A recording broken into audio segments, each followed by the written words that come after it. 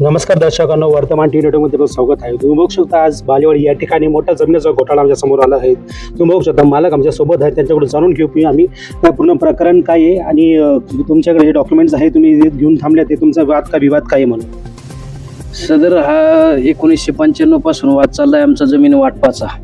आम्ही जमीन कुणालाही कधी विकलेली नाही, एक फुटभर जमीन कधीच विकलेली नव्हती आणि दरम्यान वाटपच अजून आमचं झालेलं नाहीये. तर हे खरेदी खतर कुणी करून दिली आणि ह्याचा तपास करण्यासाठी मी प्रत्येक चौकीमध्ये जातोय की हे दस्त कधी मी करून नाही दिलेले, कधी कुणाला दिलेलं नाही, कधी विकलेलं नाही आम्ही जमीन. तर हे जमिनीचे मालक कोण, आज ते 7-12 आलेले आहेत.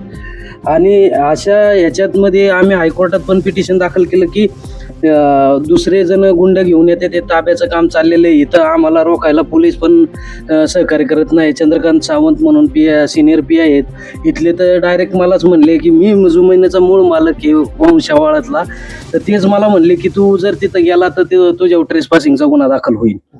आणि ह्यामध्ये मेन म्हणजे की हे जेवढे डॉक्युमेंट झालेत ह्याच्यावर आमच्या सह्या नाही, अंगठे नाही, काय नाही.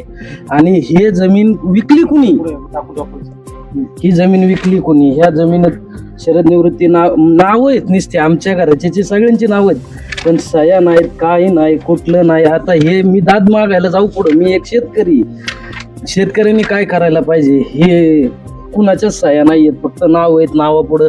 आणि हे रजिस्टर दस्त झालेले, ह्याचा जबाबदार कोण राहणार आहे. मला जेव्हा आत्मदहन करण्याशिवाय काय पर्याय नाही राहिलेला, कारण माझ्या हातात एवढीच जमीन राहिलेली.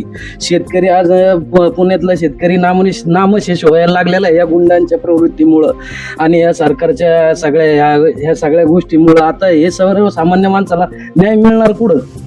आज पोलीस चौकीचे जवळजवळ 1 वर्ष झाले पाय झिजवतोय, पण एकही पोलीस असं म्हणायला तयार नाही की तुमच्या बरोबर झालेला हा फ्रॉड मी FIR नोंदवून घेतो म्हणून.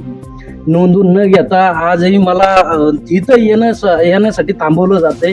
आणि आता तुम्ही बघू शकता जनरेटर आणून इथं ताब्याचं काम चाललंय आणि मी ताब्याला इथं अडवायला येतोय. तर मला पोलिसांकडूनच चंद्रकांत सावंत आणि अनिल केकन म्हणून साहेब आहेत API, ते म्हणतात तुमचं इथं संबंध नाही आहे, त्यांचं खरेदी असतंय. अहो खरेदी आम्ही कधी कुणाला विकलेलीच नाही जमीन, तर मी कशी काय म्हणू शकतो. आणि जर मी विकलेली असती तर मी कशाला, मग त्यांनी कोर्टातून घेऊन यावं, पोझिशन घ्यावं, आम्ही कशाला अडवतोय. तुमच्या प्रॉपर्टीच्या कोर्टमध्ये काय केस चालू आहे? हो, 13/19/95 हा दाव्याचा नंबर आहे. 95 सालापासून ते आजपर्यंत दावा चालू आहे. त्यांना मी एवढंही सांगितलं की बाबा आमचं अजून वाटप व्हायचंय, वाटप झालेलं नाही आणि तुम्हाला जमीन कुणी विकलेली बाबा.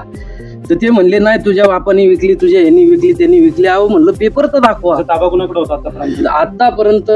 म्हणजे जसं जन्मात आज वारस हक्काने चालत आलेल्या जमिनीवर आम्ही आजही आहे. आजपर्यंत माझा ताबा होता. यांनी गुंड आणून मला मारहाण करून बाहेर काढलेलं आहे जागेच्या आणि त्याच्यामुळं मला आज कुठंतरी मोठं नुकसान सोसायला लागते. जर तुम्हाला हे जर नाही भेटलं तर तुमचं पुढचं पडाव काय राहणार? मला माझं आत्महत्या करण्याशिवाय वेळ नाही, कारण शेतकऱ्याच्या हातात दुसरं काय नाहीये.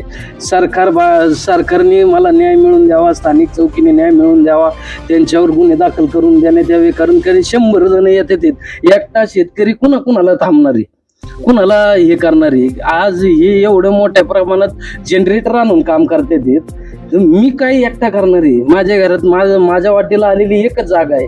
शासन आणि प्रशासनाकडून तुम्हाला काय मागणी आहे?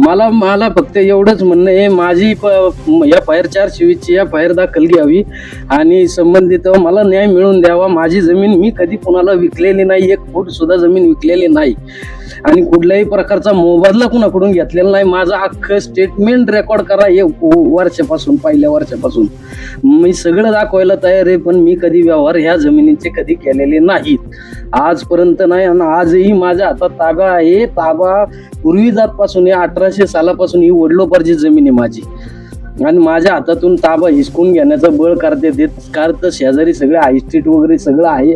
जमिनीचा वाढता भाव आणि हे गुंडांचा प्रादुर्भावामुळं मला आता शेवटी न्याय कुठं मिळणार, स्थानिक चौकीत न्याय मला द्यायला झाली. मी आता करू काय या गोष्टीला? की पोलीस प्रशासन माझं ऐकून घ्यायला तयार नाही. कोर्टात दावा चालू आहे, कोर्टात दावा आहे, पण तोपर्यंत इथं गुंड येऊन मारहाण करून एखाद्याचा जीव गेल्यानंतर प्रशासन जागा होणार आहे का? शेतकरी का आत्महत्या करणार नाही? जर जमिनीचे असे घोटाळे करत असते ना, गुंड घेऊन येऊन ताबा घेत असतील, सातबारावाले बोगस खरेदी खताच्या बेसवर ते सातबारावाले, महाराष्ट्र शासनाची एक गृहमंत्र्यांना पण आदेश आहे की बाबा सगळी पडताळणी करून तुम्ही सातबारा बघा, की आम्ही जर विकला असेल तर आम्ही थांबणार नाही, पण नाहीच विकलेलं तर मी कुठं जाऊ, कुणाकडे दाब देऊ? कलेक्टर साहेबांकडे अर्ज दिला, कलेक्टर साहेबांनी अजून दखल घेतलेली नाही. सीपी साहेबांना अर्ज दिला, सीपी साहेबांनी अजून अर्जाची दखल घेतलेली नाही. सिनियर PI साहेबांना अर्ज दिला की बाबा हे डॉक्युमेंट फ्रॉड झालेले आहे, माझ्या बाबतीत मोठा घोटाळा झालेला आहे, त्यांनी माझ्या अर्जाची अजून दखल घेतलेली नाही. मला न्याय पाहिजे फक्त. आता माझ्या हातात तेवढंच आहे. नाही न्याय मिळाला तर मला या जीव माझा मला आत्मदहन करण्याशिवाय काही पर्याय नाही राहिलेला आता. थँक्स भैया.